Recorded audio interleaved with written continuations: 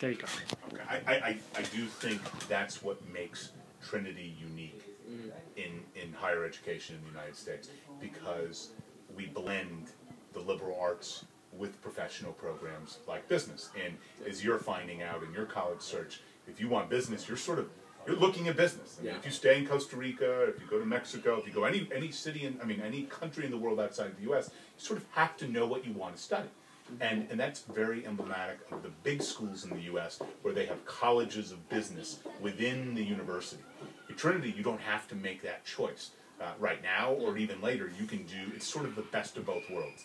It's the flexibility and intimacy of a small school, so you can come in and you can decide what you want to do, and you can look in the liberal arts, you can dabble in the professional programs, but at the same time we have the resources and programs of a larger university. So it is the best of both worlds, that you're not just going to do business. A lot of people can major in business.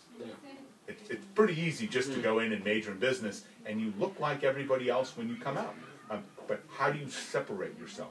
Well, it's the reading, it's the writing, it's the critical thinking, it's the problem solving, the self-discovery, and you find that out through the liberal arts. And if you combine that with your business, I mean, take a look. Fortune 500 companies, there are clearly 500 of them, and if you look at the leaders of all of those companies, there are very few. I bet you the minority of them have business undergraduate degrees. Very few. Yeah. All right. They have their MBA. They went for business after, but they don't necessarily have undergraduate business degrees. I mean, Steve Jobs at Apple went to a liberal arts and sciences university. His whole idea of Apple came from a hieroglyphics class in the one semester he went to college.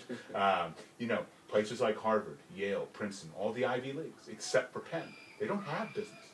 There's no such thing as business at these schools. They're liberal arts colleges.